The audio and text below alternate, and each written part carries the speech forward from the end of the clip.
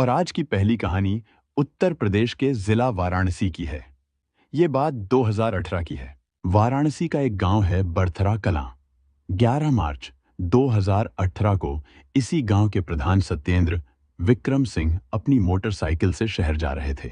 वह अब भी गांव के बाहर पुलिया के पास पहुंचे ही थे कि उनकी निगाह पुलिया के पास पानी पर चली गई, जिसमें एक लाश तैर रही थी। उन्होंने मोटरसाइकिल वहीं रोक दी और लाश को देखने लगे। लाश किसी महिला की लग रही थी, इसलिए उन्होंने उसी समय यह सूचना थाना चौबेपुर के थाना प्रभारी ओम नारायण सिंह को दे दी। सूचना मिलते ही थाना प्रभारी अपनी टीम के साथ गांव बड़थरा कलां की पुलिया के पास पहुंच गए। तब तक वहां पर काफी लोग जमा हो गए थे। ग्राम प्रधान सत्येंद्र विक्रम सिंह वहीं पर मौजूद थे। ग्राम प्रधान से बातचीत करने के बाद थाना प्रभारी ने पानी पर तैर रही लाश बाहर निकलवाई।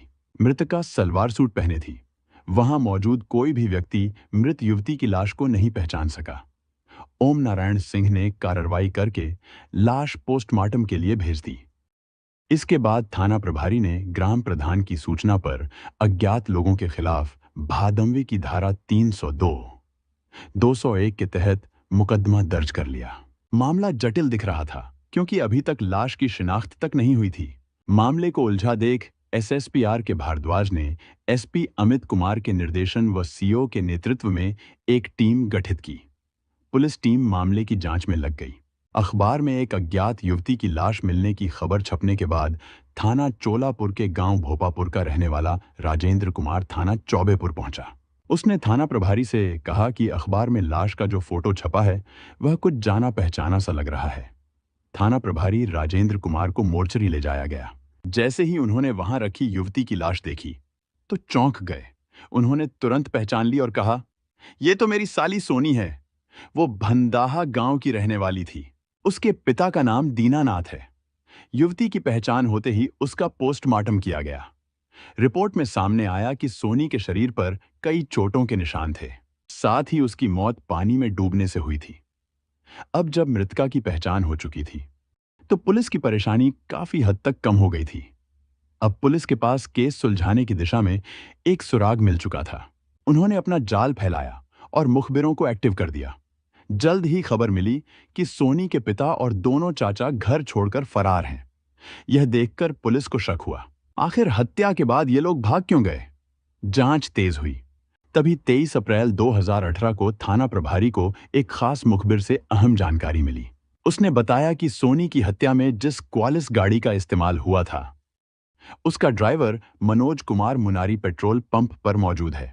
पुलिस ने तुरंत वहां पहुंचकर उसे धर दबोचने की योजना बना ली। थाना प्रभारी के लिए यह जानकारी बेहद अहम थी, इसलिए वे बिना देरी किए टीम के साथ मुनारी पेट्रोल पंप पहुंचे। वहां मनोज पहले से मौजूद था। पुलिस ने उसे हिरासत में लेकर थाने पहुंचाया और कड़ाई से पूछताछ शुरू की। जैसे ही दबाव बढ़ा, मनोज घबराकर पुलिस वालों के पैरों पर गिर पड़ा। साहब, मुझे मत मारिए, मैं सब सच बताऊंगा। मेरी कोई गलती नहीं है, मुझे तो कुछ पता ही नहीं था।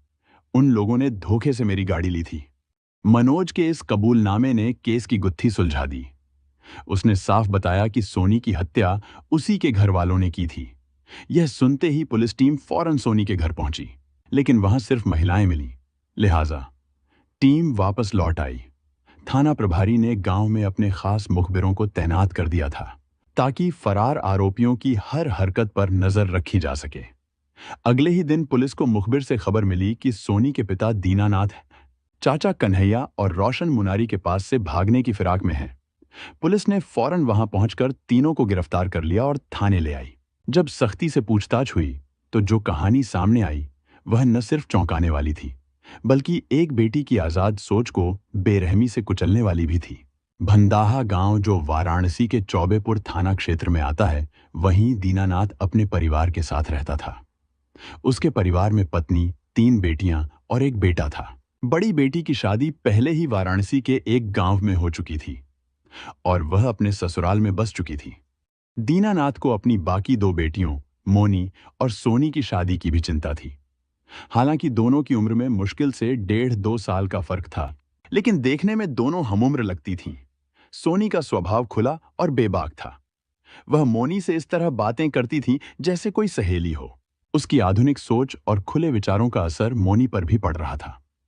लेकिन दीनानाथ पुराने ख्यालों का आदमी था। उसे सोनी की यह आज़ाद ख्याली पसंद नहीं थी। इसलिए वह अक्सर उसे समझाने की कोशिश करता था कि वह अपने व्यवहार में बदलाव लाए। इधर बदलते जमाने को देखते हुए दीनानाथ चाहता था कि अगर दोनों के लिए अच्छे लड़के मिल जाएं, तो वह उनकी शादी एक साथ कर दे, ताकि उसकी चिंता खत्म हो जाए। दीनानाथ चाहता था कि दोनों बेटियों की शादी एक साथ हो जाए। इसलिए उसने रिश्तेदारों से बात चलाई। उसे एक रिश्ता पसंद आ गया और वह लड़के को भी देख आया था। शादी की बातचीत आगे बढ़ गई और 10 मार्च को लड़के वाले मोनी को देखने के लिए दीनानाथ के घर आने वाले थे।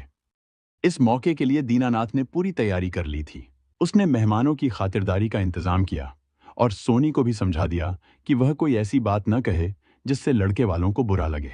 लेकिन सोनी अपने तरीके से जीना चाहती थी। वह और मोनी अपनी पसंद से शादी करना चाहती थी। ये बात सोनी पहले ही घर वालों को बता चुकी थी। दीनानाथ को डर था कि कहीं सोनी की बेबाकी और आधुनिक सोच मोनी की शादी में अड़चन न बन जाए। जब लड़के वाले आए तो सोनी की किसी बात से नाराज होकर बिना रिश्ता तय किए चले गए। दीनानाथ को लगा कि मोनी की शादी सोनी की वजह से नहीं हो पाई, जिससे पूरा परिवार गुस्से में भर गया। गुस्से में आकर घर वालों ने सोनी को खूब डांटा और मारा पीटा।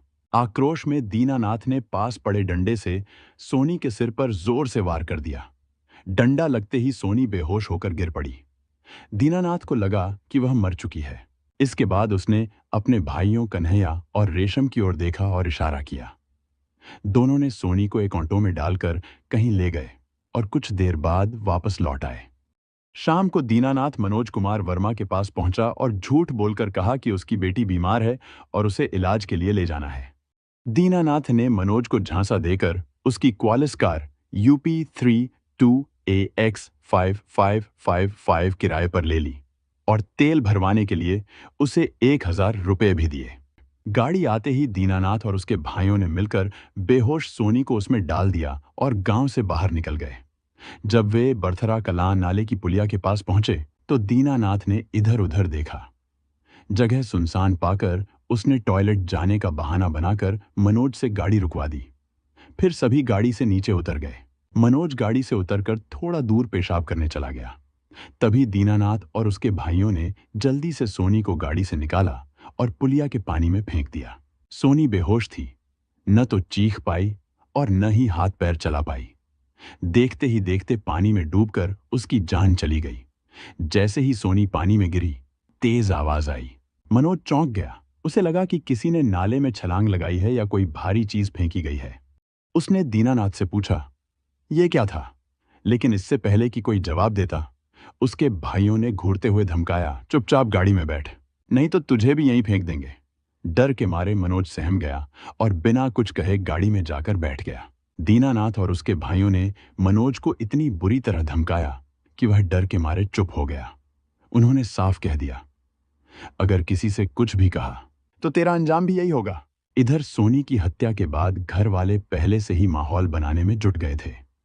गांव में अफवाह फैला दी गई कि सोनी ने जहर खा लिया था। दिखावे के लिए उसे ऑटो में डालकर अस्पताल ले जाने का नाटक किया। लेकिन सच तो यह था कि वे थोड़ा इधर उधर घूमकर वापस घर लौट आए। सोनी तब भी बेहोश थी, लेकिन उन्होंने सबको यही बताया कि उसकी मौत हो चुकी है। गांव में यह कहकर बात फैला दी गई कि चूंकि सोनी अविवाहित थी, इसलिए उसकी लाश को नदी में प्रवाहित किया जाएगा। शाम ढलते ही वे उसे क्वालिस कार में ले गए और चुपचाप नाले में फेंक आए। अगले दिन जब सोनी की लाश मिलने की खबर अखबार में छपी और फोटो भी छपी, तो पूरे गांव में सनसनी फैल गई। लेकिन दीनानाथ और उसके भाइयों की दबंगई इतनी थी कि कोई भी उनके खिलाफ बोलने की हिम्मत नहीं जुटा पाया। मजे की बात यह थी कि सोनी के जीजा राजेंद्र ने तो चौबेपुर थाने पहुंचकर उसकी लाश की पहचान कर दी थी। लेकिन खुद उसके घर वालों ने न तो थाने जाकर कोई सूचना दी, न ही गुमशुदगी की रिपोर्ट लिखवाई और न ही उसकी लाश की पहचान करने की कोशिश की। इससे पुलिस को शक हुआ और घर वाले सीधे जांच के घेरे में आ गए। जब पुलिस ने गहराई से तफ्तीश की तो सारा मामला खुल गया। दीनानाथ और उसके दोनों भाइयों को गिरफ्तार कर लिया गया। पुलिस ने वह क्वालिस कार भी बरामद कर ली जिससे सोनी को ले जाया गया था। चारों आरोपियों मनोज, कन्हैया